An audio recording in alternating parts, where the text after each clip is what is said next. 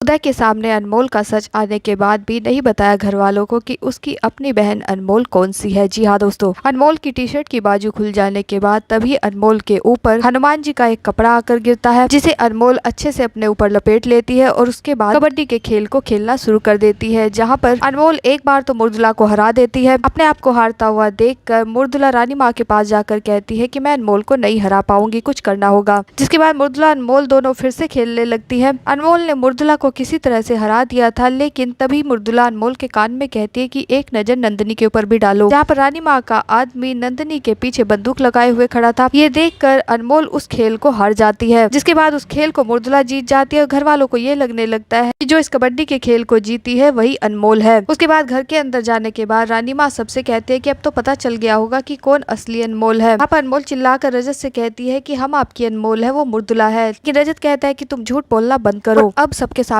साबित हो चुका है कि कौन मुर्दुला है और कौन अनमोल, और तुम अभी इसी वक्त मेरे घर से बाहर निकल जाओ। तो मुर्दुला आकर अनमोल के पास कहती है कि तुम अपने मकसद में कामयाब नहीं हो पाई। जहाँ पर अनमोल मुर्दुला के ऊपर चिल्लाने लगती है कि तुम खुद को कितना भी साबित कर लो कि तुम अनमोल हो, लेकिन सबके सामने एक ना एक दिन सच आएगा कि हम ही अनमोल हैं। तभी रानी माँ आकर कहती है कि सच तो सबके सामने आ गया है और तुम मुर्दुला हो। जहाँ पर रानी माँ अनमोल का हाथ पकड़कर उसे अपने साथ बाहर लेकर चली जाती है और एक अंधेरे कमरे में ले जाकर अनमोल को बंद कर देती है। यहाँ पर अनमोल रानी माँ से कहती है कि मुर्दुला को तो हम पहले से ही जानते हैं कि वो तो ये सब कुछ कर सकती है, लेकिन आप ऐसा क्यों कर रही है? अच्छा, हम समझ गए। फिर रानी माँ कहती है कि हमने तुम्हें एक मौका दिया था यहाँ से जाने का, लेकिन तुम यहाँ से नहीं गई। के बाद रानी माँ मुर्दुला वहाँ से जाते हुए अनमोल के पास कुछ बिच्छू छोड़कर चली जाती है। दरवाजा बंद करके वहाँ से निकल जाती है। तभी पीछे से उदय आकर ताले को तोड़ देता है, आकर अनमोल को बचा लेता है और उसे कहता है कि हम समझ गए थे कि तुम ही अनमोल हो। जब तुम कबड्डी का खेल खेल रही थी, हमने तुम्हें बचपन में जो सिखाया था इसी तरह से तुमने खेल को खेला। हम समझ गए थे कि तुम ही हमारी अनमोल हो, लेकिन हम ये जानना चाहते हैं कि आखिरकार तुम इस कबड्डी के खेल को क्यों हार गई। तभी अनमोल बताती है कि नंदिनी की जान को खतरा था। मुर्दुला ने हमें बताया था कि अगर हम इस खेल को जीत गए तो नंदिनी की जान नहीं बच पाएगी। तभी उदय कहता है अब तू चिंता मत कर, मैं जाकर रानी माँ मुर्दुला से बात करता हूँ, रजत को भी सारा सच बताऊंगा। अनमोल उदय को रोकने की कोशिश करती है, लेकिन उदय वहाँ से गुस्से में बाहर निकल जाता है। उदय जैसे ही वहाँ से बाहर निकल जाता है, अचानक उदय के सर पर कोई डंडा मार देता है। उधर मुर्दुला आराम से अपने पैरों को पानी में डालकर बैठी हुई थी। तभी अनमोल आकर मुर्दुला को ये करते देख अपने मन में कहती है कि इस मुर्दुला को भी सबक सिखाना होगा। जहाँ पर अनमोल मिर्च का डब्बा उठाकर उस पानी के अंदर डाल देती है। पैरों में जलन होते ही मुर्दुला जोर जोर से चिल्लाने लगती है। जानबूझकर अनमोल को मुर्दुला का नाम पुकार कर कहती है कि तुम हमें परेशान क्यों कर रही हो। तभी उस वक्त रजत आकर अनमोल का हाथ पकड़कर उससे कहता है कि तुम अनमोल को परेशान करना बंद करो। जहाँ पर अनमोल कहती है कि रजत जी आप हमें नहीं पहचान पा रहे हैं, हम ही आपके अनमोल है। उदय भैया आप बताइए इनको कि हम आपकी बहन है। जहाँ पर उदय कहता है कि नहीं, ये मेरी बहन नहीं है। इस बात को सुनते ही अनमोल हैरान हो जाते कि उदय झूठ क्यों बोल रहा है। तो अब देखना ये होगा कि आखिरकार उदय को किसने चुप रहने के लिए कहा। तो दोस्तों आपको क्या लगता है करके बताएं। जानकारी पसंद आई हो वीडियो को लाइक करें, शेयर करें, चैनल को सब्सक्राइब करना ना भूले। Thank you.